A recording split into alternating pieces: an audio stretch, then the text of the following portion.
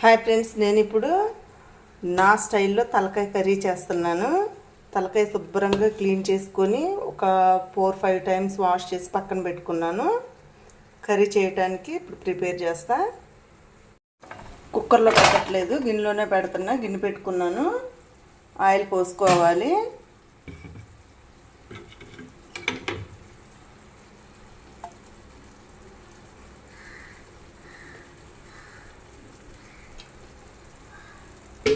సరిపోతుందండి. చిన్న కప్పు పోసాను ఆయిల్.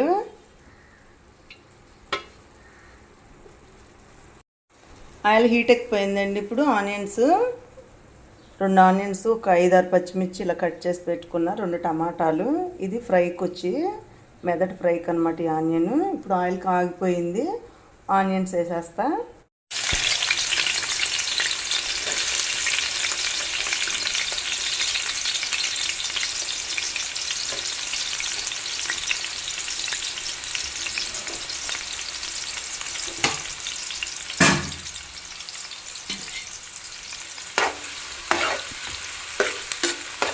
ఇది కొంచెం గోల్డెన్ కలర్ వచ్చేదాకా కూడా ఆగనివ్వాలి ఆనియన్స్. ఇది ఫ్రైకి అనమాట.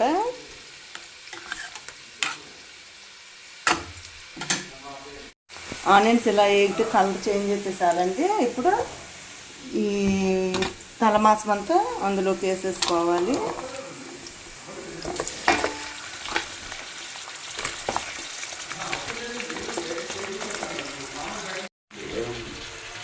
తలమాసం అంతా వేసేసాను.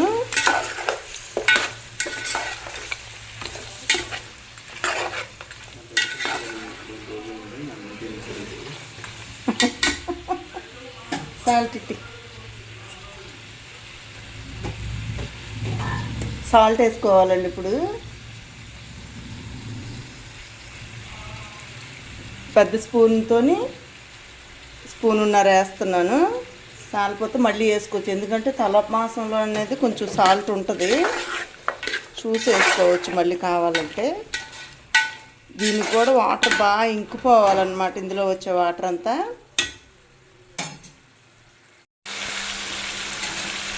వాటర్ అంతా ఇంకిపోయి ఆయిల్ కనిపిస్తుంది కదా. ఇప్పుడు టమాటాలు వేసుకోవాలి.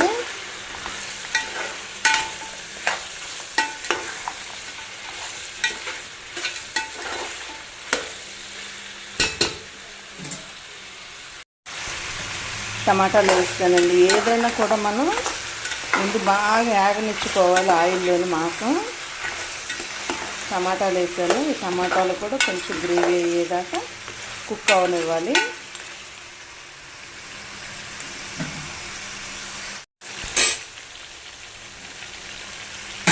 ఒకసారి కలుపుకుంటున్నానండి.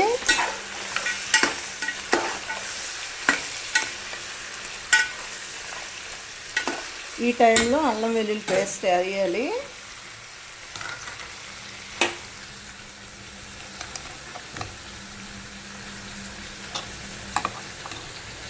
రెండు టేబుల్ స్పూన్ల అల్లం వెల్లుల్లి పేస్టు. ఫ్రైలో కూడా 1 టేబుల్ స్పూన్ వేసాను.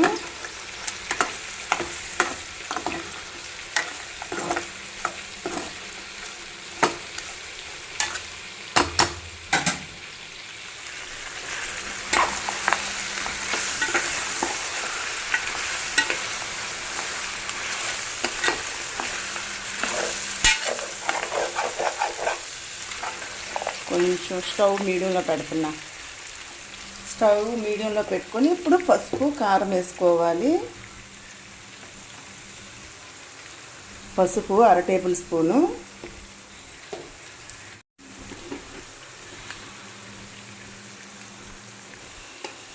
కారం అండి 2 టేబుల్ స్పూన్లు ఫుల్గా వేసాను, ఎందుకంటే చాలా స్పైసీగా ఉంటుంది. ఇది సరిపోతుంది.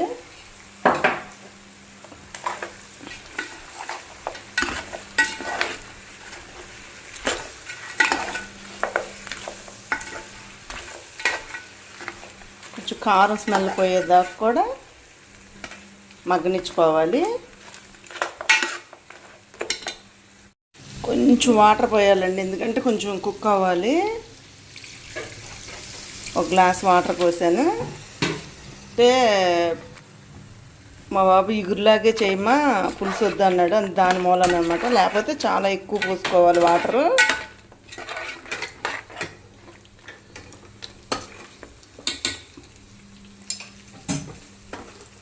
చిన్న నిమ్మకాయ సైజ్ అంత చింతపండు అండి. ఇది నానబెట్టుకొని ఒక హాఫ్ గ్లాసు చింతపండు వేసుకోవాలన్నమాట. బాగా కుక్ అవుతుంది కదా, ఈ టైంలో చింతపండు కూడా కొంచెం గ్రేవీ తీసుకొని వేసుకోవాలి. చూపించాను కదండి మీకు చింతపండు, ఆ చింతపండు అంతా గుజ్జు తీసుకున్నాను అనమాట. అడుగుని చూసారు కిట్ ఎంత వచ్చిందో.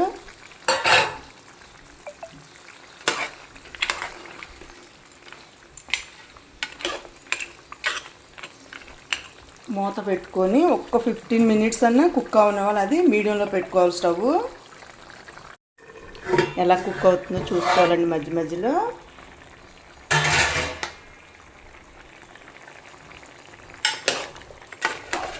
ఇంకా బాగా ఎగిరిపోవాలన్నమాట ఈ పులుసు అంతా కూడా, అప్పుడు టేస్ట్ బాగుంటుంది.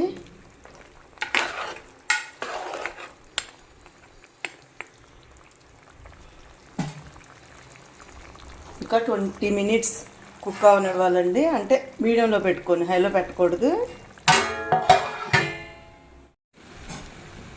ఇది మెదడు, అంటే మెత్త ముక్కలు తీసి ఫ్రై చేశాను అనమాట, మెదడేసి.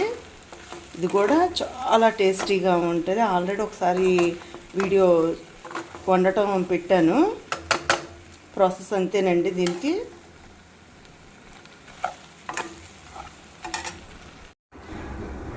కర్రీ చూద్దామండి ఎలా కుక్ అయిందో. సరే, ఆయిల్ పైకి తేలుతుంది.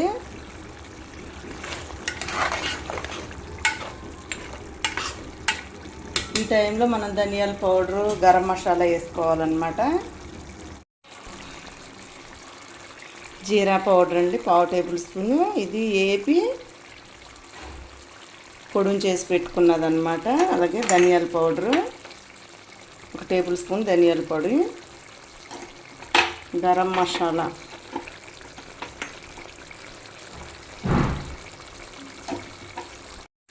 ఒక 1/2 టేబుల్ స్పూన్, గరం మసాలా,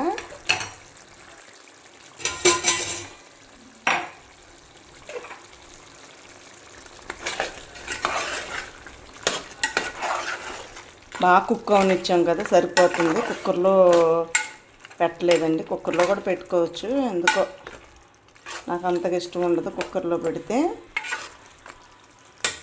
మా అమ్మగారు కూడా ఇలాగే చేసేవాళ్ళు అనమాట. 5 మినిట్స్ కుక్ అవనివ్వాలి. మసాలాలన్నీ కూడా పట్టాలన్నమాట.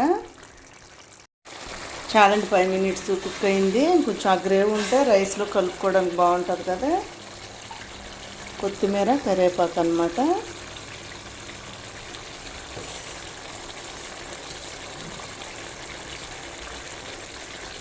కొంచెం ఒక్క నిమిషం అలా ఉంచి స్టవ్ కొట్టుకోవడమే.